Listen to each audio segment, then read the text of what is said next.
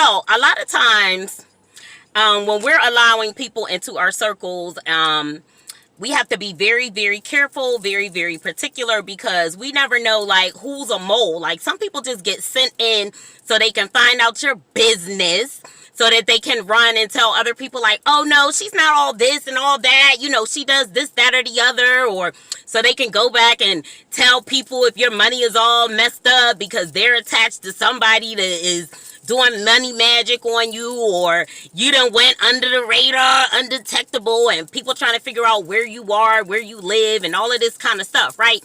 So we have to consider all of those things when we are talking to people, and basically just coming out of hermit mode and just allowing other people to be in our space and spend time with us and things of that nature. So today we're going to talk about the frenemy energy, right? So we're going to talk about four things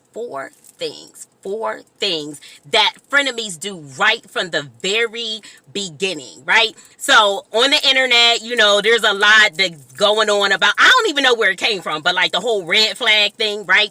So oftentimes we talk about those as it relates to like romantic relationships, male-female relationships, but we also have to recognize the red flags, whether it's family relationships, whether it's platonic relationships, whatever the case may be. Like, we have to be able to recognize those red flags and love yourself enough to move away from those things, get rid of people, places, and situations and things that just don't serve your highest good, okay? And sometimes we feel bad, right? We're just like, oh, I don't want to do X, Y, and Z. Like, I don't want them to think this or think that. But it's all about your survival, right? And it's all about your self-love, right? And it's all about what it is that you deserve to have in your life. And the reality is, you deserve to have the very best people in your life, right?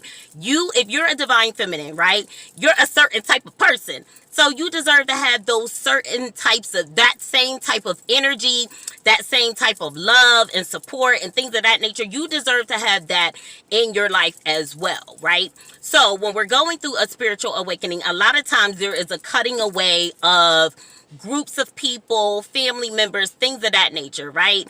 And it can kind of put you in a state of like, oh my God, like, I can't trust anybody, right? But, you know, that just comes, you know, that comes along with the process, right? So that's why you stay very tapped into the divine, things of that nature, so that you're always constantly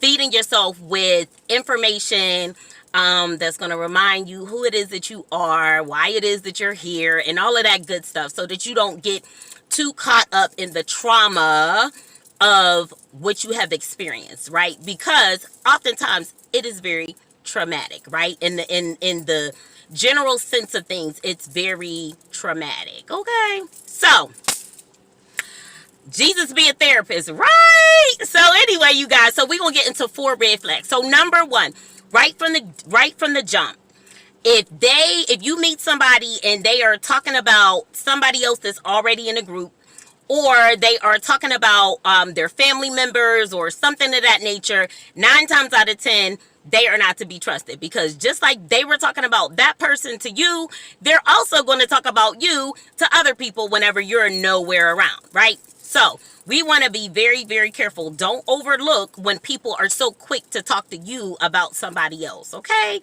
Red flag number 2. They take you around their friends, right? They take you around their friends and you get the Mean Girl vibe, right? So y'all remember the movie Mean Girls, right?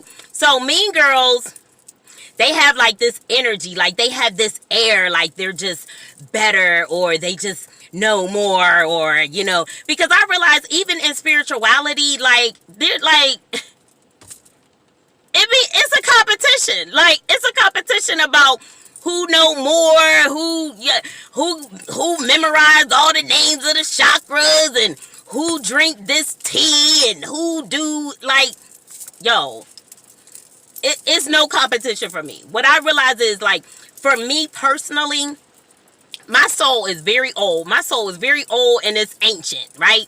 So I'm not looking for a female mentor. I'm not looking for anybody to tell me how to do what it is that I do. I'm not looking for anybody to tell me how to be me. You know what I mean?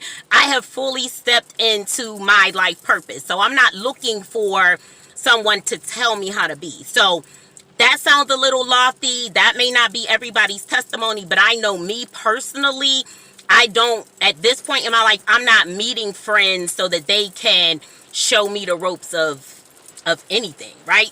So yeah, y'all. So when they come in, they take you around their friends, and their friends are giving you frenemy vibes. Red flag, right? Me personally, I'm very loud. I'm very animated. I'm super encouraging. I'm super empowering, things of that nature. So if I realize that somebody giving me the cold shoulder, like what? Like, if you screw me over, you ain't shit. Like that. I mean, that's may be presumptuous, but like, I know the type of person that I am. I know how it is that I show up to other people. I know how it is that I show up in this world, right? So it's like, if you want to flip on me, then like, yeah, like deuces, right?